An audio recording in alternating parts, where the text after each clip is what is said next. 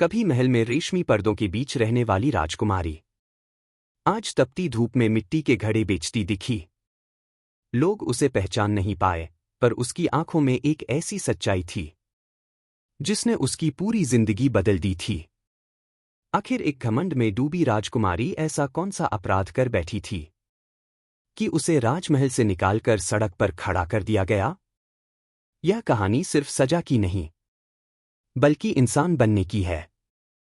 राजमहल की ऊंची ऊंची दीवारों पर सूरज की पहली किरण जैसे ही पड़ी, पूरा राज्य चमक उठा। महल के भीतर सोने की कारीगरी वाले दरवाजे खुले और 10-10 दासियां एक लड़की के कमरे की तरफ बढ़ी। यह वही लड़की थी जिसके एक इशारे पर पूरा महल सिर झुका देता था। राजकुमारी अनन्या, जिसे पूरा राज्य उसकी सुंदरता, शिष्टता और धन दौलत के लिए नहीं, बल्कि उसके अहंकार के लिए जानता था। अनन्या जब चलती तो दासियों को पीछे पीछे चलना पड़ता। अगर हवा तेज हो जाए तो वे उसके बालों को बचाने के लिए छाता पकड़े रहती। अगर रास्ते में कोई नौकर हल्का सा उसके कपड़े को छू भी देता तो वह उसे कई दिनों की सजा दे देती। राजा भी उसकी आदतों से परेशान था, पर वह अपनी इकलौती संतान होने के कारण कुछ नहीं कह पाता था। उस सुबह भी राजकुमारी ने आंख खोलते ही गुस्से में चीखकर कहा, किसने मेरी खिड़की आधा खुला छोड़ा? मेरी नींद खराब हो गई। सब निकम्मे हैं। दासियां कांपते हुए सिर झुका लेती। महल में उत्सव का माहौल था, क्योंकि उस दिन एक पड़ोसी राज्य का राजकुमार मिलने आ रहा था। सब सोच रहे थे कि शायद राजकुमारी उसके साथ विवाह के लिए राजी हो जाए, पर अनन्या को इन बातों से फर्क नहीं पड़ता था। उसके लिए दुनिया का हर इंसान कमतर था। जब राजकुमार आया तो पूरा सभा भवन उसकी शालीनता और नम्रता से प्रभावित हुआ। उसने अनन्या को नमस्कार किया, पर राजकुमारी ने तिरस्कार भरी नजर डालते हुए कहा, तुम इतने साधारण कपड़ों में आए हो? क्या यही शान है तुम्हारे राज्य की? राजकुमार ने शांत स्वर में कहा, शान कपड़ों से नहीं, व्यवहार से पहचानी जाती है, राजकुमारी। पर अनन्या को उसकी यह बात और चुभ गई। उसने सबके सामने उसका मजाक उड़ा दिया। राजकुमार अपमानित होकर लौट गया। सभा कक्ष में सन्नाटा फैल गया। राजा का चेहरा शर्म से लाल हो गया। उस रात राजा तेज कदमों से अनन्या के कमरे में आया। अनन्या, तुम्हारा यह घमंडी व्यवहार अब बर्दाश्त नहीं किया जाएगा। पर अनन्या हंस पड़ी, पिताश्री, आप भी जान लें, मैं राजकुमारी हूं, जिसकी बराबरी कोई नहीं कर सकता। राजा ने गहरी सांस लेते हुए कहा, अगर तुम अपने घमंड को ही अपनी ताकत समझती हो तो कल तुम्हें पता चलेगा कि घमंड से बड़ा कोई शत्रु नहीं। अगली सुबह राजकुमारी की दुनिया पूरी तरह बदल चुकी थी। वह जैसे ही जागी, उसने देखा न तो उसकी दासियां थीं, न महल का शाही बिस्तर। उसके कपड़े भी साधारण थे।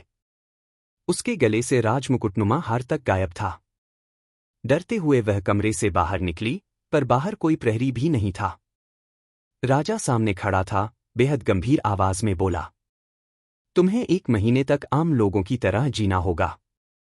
अपना भोजन खुद कमाना होगा। महल में प्रवेश नहीं मिलेगा।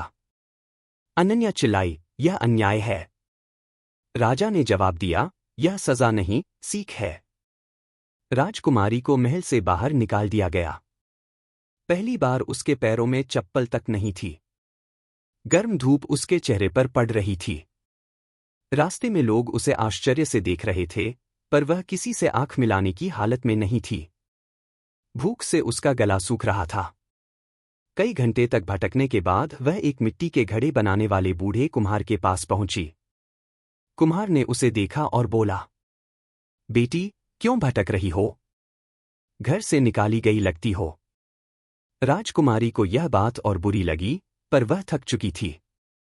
उसने कुम्हार से पानी मांगा।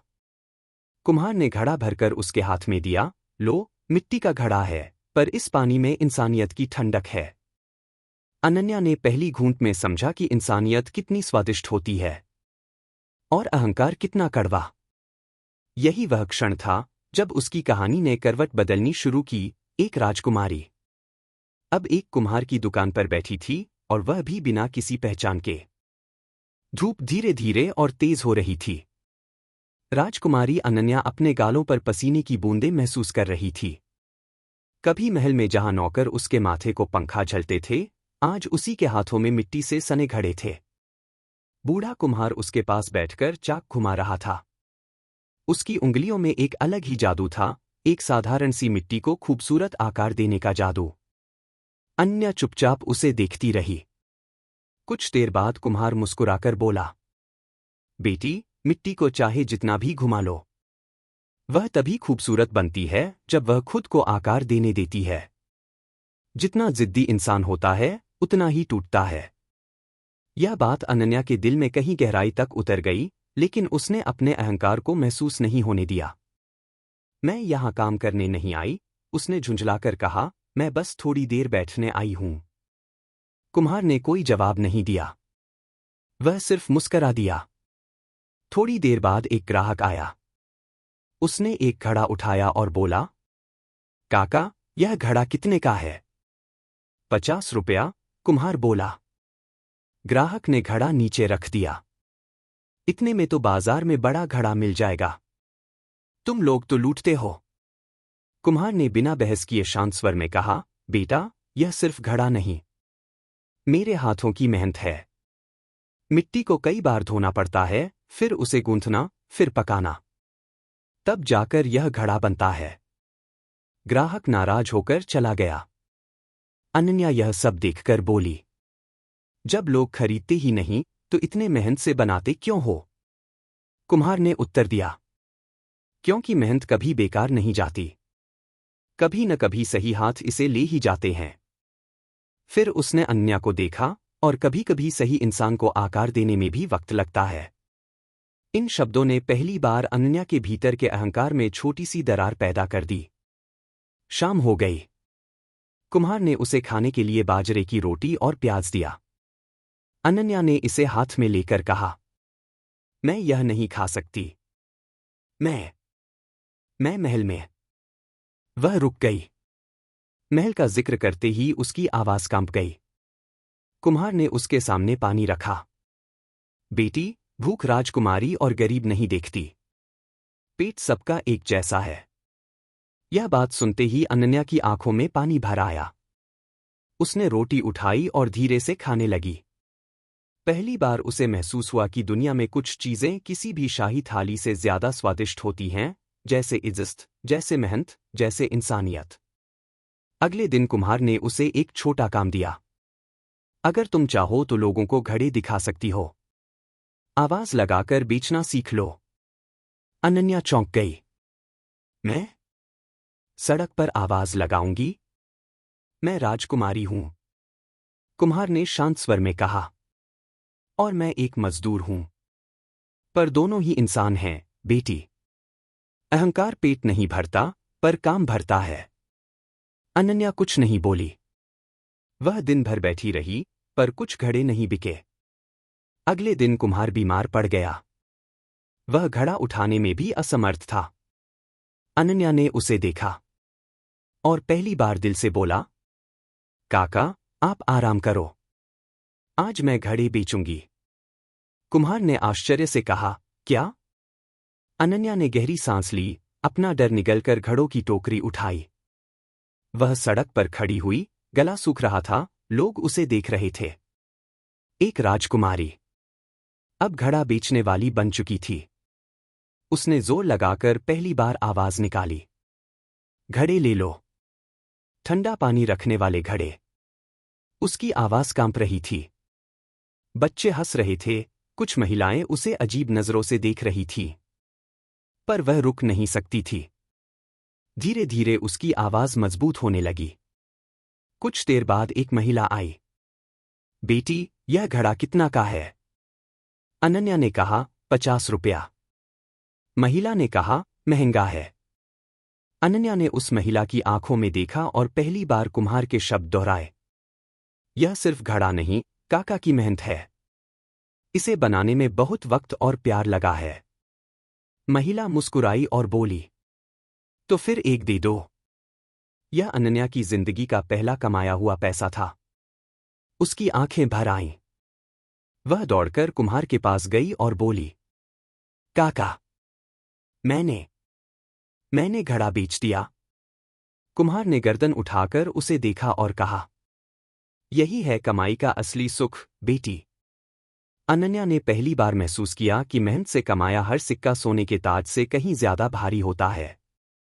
धीरे धीरे कई घड़े बिकने लगे। लोगों को उसकी विनम्रता पसंद आने लगी। पर उसी दौरान एक घटना घटी जिसने उसकी जिंदगी हमेशा के लिए बदल दी। राजमहल का प्रहरी उधर से गुजर रहा था। उसने अनन्या को घड़ा बेचते देखा और हक्का बक्का रह गया। राजकुमारी जी, आप यहां। अनन्या के हाथों से घड़ा गिरते गिरते बचा। भीड़ एकदम शांत हो गई। अब उसका राज खुलने वाला था। भीड़ एक पल को बिल्कुल स्थिर हो गई। राजमहल का प्रहरी अपनी आंखों से विश्वास नहीं कर पा रहा था कि सामने खड़ी साधारण कपड़ों में मिट्टी से सनी लड़की असल में वही घमंडी राजकुमारी अनन्या है जिसके दर्शन के लिए लोग घंटों इंतजार करते थे। अनन्या का दिल तेजी से धड़कने लगा। उसे लगा जैसे उसकी सारी मेहनत, उसकी बदली हुई सोच, उसका बदला हुआ मन, सब इस एक क्षण में मिट जाएगा। पर तभी कुम्हार ने धीरे से उसके आगे आकर कहा, यह मेरी बेटी जैसी है, कोई राजकुमारी नहीं। तुम गलत समझ रहे हो। प्रहरी ने उलझन में कहा, पर मैं। कुम्हार ने उसे बीच में ही रोक दिया। बेटा, कभी कभी आंखें धोखा देती हैं। जो दिखाई देता है वह हमेशा सच नहीं होता। प्रहरी कुछ देर तक उन्हें देखता रहा, फिर बोला, ठीक है काका, अगर आप कह रहे हैं तो मान लेता हूं। और वह धीरे धीरे वहां से चला गया। अनन्या ने राहत से लंबी सांस ली। उसकी आंखें भर आईं। काका, आपने मुझे बचा लिया। क्यों? कुम्हार मुस्कुराया। क्योंकि बेटी, तुम बदल रही हो। और जो बदल रहा हो उसे तोड़ने में नहीं, बनाने में मदद करनी चाहिए। यह शब्द तीर की तरह उसके दिल में उतर गए। पहली बार उसे महसूस हुआ कि इंसानियत सत्ता से बड़ी होती है। अगले दिन राजमहल में हलचल थी। राजा को पता चल चुका था कि उसके सैनिकों ने बाजार में किसी लड़की को राजकुमारी समझा है। राजा को शक हुआ। वह स्वयं उस इलाके में पहुंच गया। इधर अनन्या रोज की तरह घड़ों की टोकरी उठाए बाजार की ओर जा रही थी। आज उसकी चाल में थकान नहीं, आत्मविश्वास था। वह अब सिर्फ राजकुमारी नहीं, एक कमाने वाली, मेहनत करने वाली इंसान बन चुकी थी। पर आज भाग्य उसे एक बार फिर उसी दरवाजे की ओर ले जा रहा था जिसे उसने पीछे छोड़ दिया था। बाजार के मोड़ पर अचानक उसने देखा, मार्ग के बीचों बीच राजा का रथ खड़ा था। कुम्हार ने उसे चेताया, बेटी, शायद राजा तुम्हें लेने आए हैं। तैयार हो? अनन्या चुप रही। उसने जमीन की ओर देख लिया। अब डर नहीं था, बस एक भारी सी जिम्मेदारी महसूस हो रही थी। राजा रथ से उतरा। उसकी आंखें अनन्या पर पड़ी और वह कुछ क्षण के लिए थम गया। यह वही बेटी थी, पर अब बिल्कुल अलग। उसके कपड़े साधारण, हाथों पर मिट्टी, आंखों में विनम्रता और चेहरे पर नमी। राजा एक कदम आगे बढ़ा। अनन्या। अनन्या ने सिर झुका लिया। पिताजी, मैं असफल रही। मैं आपकी लायक नहीं हूं। मैंने गलतियां की हैं, लोगों को ठेस पहुंचाई है। मैंने। उसकी आवाज टूट गई। उसने रुकते रुकते कहा, मैं वापस महल नहीं जाऊंगी। मैं पहले अपने भीतर का इंसान ठीक करूंगी। राजा की आंखें नम हो गईं। उसने उसके कंधे पर हाथ रखा। नहीं बेटी, तुम असफल नहीं हुई। मैं तुम्हें सजा नहीं, सीख देना चाहता था। तुमने वह सीख पूरी कर ली है।